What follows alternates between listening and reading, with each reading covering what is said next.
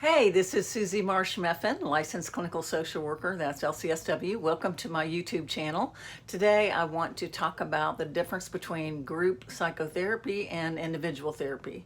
My experience as a client, first of all, was to be in individual therapy for a couple of years, and then I went to group therapy for a couple of years, and then did need therapy for a while and went back when things happened and when I needed it. Now, I have to tell you that group therapy was a very different healing process than individual therapy.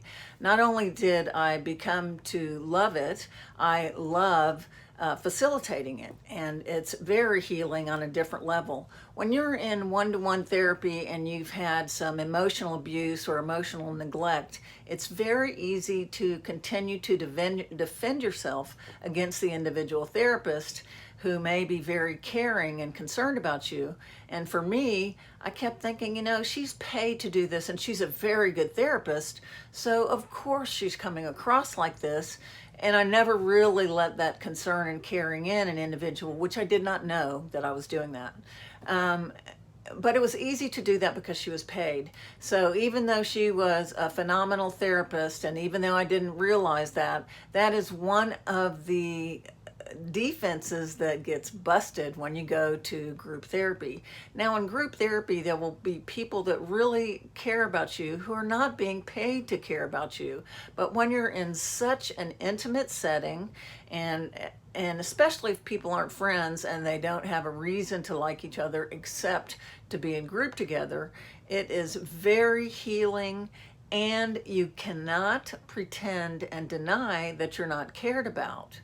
It's a wonderful way to redo family trauma, especially if there's physical or emotional trauma growing up. A group is a great way to heal that. I remember doing workshops that were 1 day or 5 day workshops, and they were all group. And that was the first way I experienced group therapy, and that really helped heal a lot of things. One of the things that was very safe to do in group therapy was really intense emotional release work. Now, that includes grief work, shame work, guilt, and what is controversial was anger work. All of those were much safer to do with the therapist running the group and peers being there. So I've done that with individual clients that were very high functioning, but usually they would go into group to do that kind of work. Group can last a couple of months to a couple of years depending on the group itself and the individuals and how far along they are in their healing process. There is an end to going to your first experience of therapy when it's related to trauma. And that is when you, number one, do not respond to family members the way you used to. For me, that was a whole nother piece of my therapy. Learning how to not respond with, in my case, rage. Being the scapegoat in the family, I would rage, and my sisters had their own issues, and my parents had their issues. But to learn not to respond like the caretaker, the invisible child. The other role I played was comedy. To learn how to not respond with those roles and to not be intellectual, but to be emotional and not respond the way I would not respond at work, the way I wouldn't respond to a client. I don't respond emotionally. I might get teary if they're sharing something, a death or loss, but I don't cry. I don't expose my own issues. So learning how to become individuated, learning how to have an attached experience, meaning if you didn't experience early on an attachment. Now, my mom smoked 3 packs of cigarettes a day, and every 2 years she had another child, or maybe every 2.5 years. So in many ways she was not physically available because of the nicotine, or she was pregnant and she was getting over pregnancy, or she may have been depressed, whatever. Whether you experience extreme physical abuse or violence or sexual abuse, there are times when children's needs for consistency, for nurturing, for support, to be validated, to mirror, I understand that you're sad, and the mother looks sad. The child feels really validated. So if you didn't get those kinds of things in growing up, you want to get them first in individual therapy, and then you get them from your peers, and it's more like you're an adolescent or a young adolescent and then a young adult, and you're taking that in. And it will change the way you have friendships and relationships, especially love relationships. So if you're married, it will change your marriage to a much more positive one. So I loved having had the experience of individual therapy before I went into group, and then to experience what it was like to truly believe that I was cared about and respected and loved, and I was allowed to express my shame, my guilt. Shame is a very difficult feeling to deal with. Shame really says what happened to me was my fault. So most of us carry secret shame that we don't even know about until you start to explore it or the therapist notices it. Now, I think I said before about grief and going through grief with my brother's death. I had a therapist that said to me in the middle, I was talking about just something totally intellectual, and she goes, yeah, well, it's pretty hard to deal with that when you're a murderer, which was so wonderful because it cracked me wide open to my grief. And I had forgotten that I really believed it was my fault because my brother asked me for a ride to the convenience store at like 11 o'clock at night, or maybe 9 o'clock before I left to go out to do drugs. So for many years, I had this secret guilt, the secret shame about his death, and worked on that in therapy, and it got much better. Heard one of my sisters say that he asked her to take her to the convenience store, and she said no also. So that completely clicked that guilt and that shame away from me with the work that I had done, the fact that somebody else had said no. So really, my parents felt like they were murderers. All of us felt like, it was our fault, and took turns blaming other people. I blamed my dad out loud. It was a very difficult time for us. Eventually, all that got healed, and it was very helpful for me. So sharing that kind of experience in group with people who are not paid to listen to you, who may have their own feelings and experiences to relate to you, is healing on a very different level. It's a peer level. It's a family choice level. The therapist took me to the place where I was ready for group, and that was the most important thing in my life at that point. And then the group allowed me to recover on a deeper level and with other issues that were more relationship issues. Now, I would like to say I was really ready for a relationship after that, but it took me a number of years and some experience and some time to realize that I still was harboring some resentments and not willing to trust. And I had to put that down, and eventually I did. But group really allowed me the ability to see into that. There is a theory called Johari, Johari, Johari's window.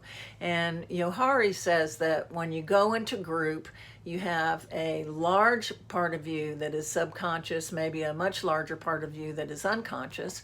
You have a public persona, and then you have parts that you may not share with the public, but that you know about. So what happens when you go to group, and if you're willing and you can tolerate the therapy, you make the secrets part much, much, much smaller, much smaller. And that allows the public part to be as large as you want it to be. And the secrets that you share with other people appropriately makes that larger. And again, it makes the unconscious parts smaller because they sort of bleed into one another. The healthier you get, the less the unconscious affects you because it sort of slips into the subconscious, and you can choose to share it. It's your choice. And for me, I don't have any secrets anymore. There's 2 people in the world that knew my worst, that still know my worst secret. Don't need anybody else to know that. And the rest is open book if I feel like sharing it. And I only do so when it's appropriate, which I had to learn in group and in my relationships. So group therapy is such a wonderful experience. It's such a great experimental experience. You will learn, really, everybody says you have to learn to love yourself. It is much easier to not push your peers away with the help of a really good experienced therapist, especially a therapist who's run groups for a long time. And it's much easier then to put your defenses down, to learn what your defenses are, and then put them down and experience a true experience of love for other people and a true experience of love for yourself.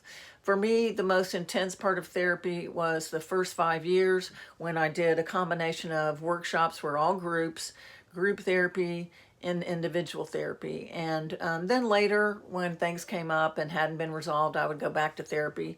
And, and being in a relationship, old things come up that you don't know about. And that's, for me, the time to go back into therapy. Maybe I go to 2 sessions and that's all I need for 2 years. Maybe it's all I need for 10 years.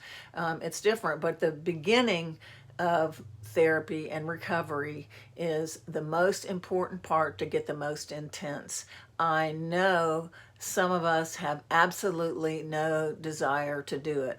Well, if you have no desire, you probably won't get much out of it.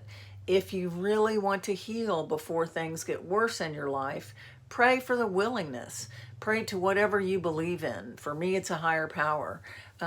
For you, it might be unconditional love. It could be the experience of nature. It could be higher learning, science. Whatever it is, it gives you that sense of wholeness and sort of belonging to the world, and experiencing intimacy with other people can be the sense of a higher power. But ask your higher power to give you the willingness. And of course, if you're here in Florida, there's lots of really good therapists. But look into what it is that stops you from getting help.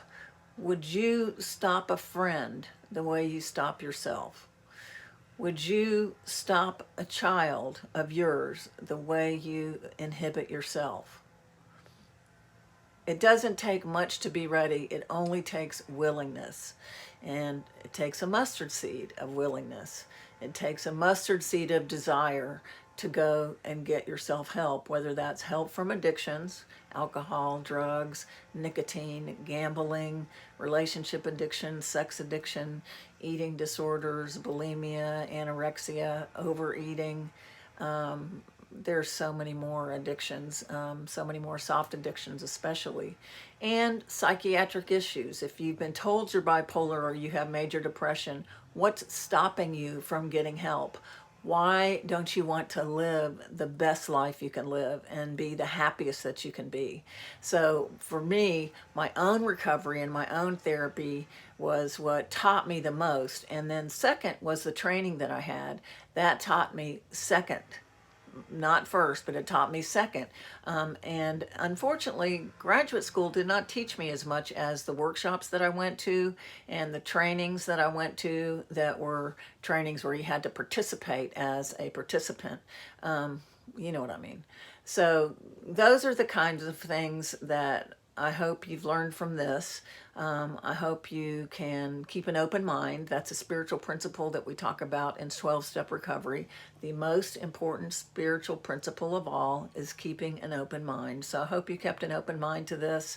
If you've been in therapy or been in recovery or in group therapy before and got a lot out of it, I'd love to hear from you. If you're curious about it, I'd love to hear from you. Susie Marsh, SUZIMARSH .sm, like Susie Marsh, at gmail.com. That's Susie Marsh at gmail.com. Love to hear from you. I'm trying to record at least once a week on YouTube, but sometimes more than that. So stay tuned. I usually record on Thursdays and sometimes in between. Thanks so much for listening. Bye-bye.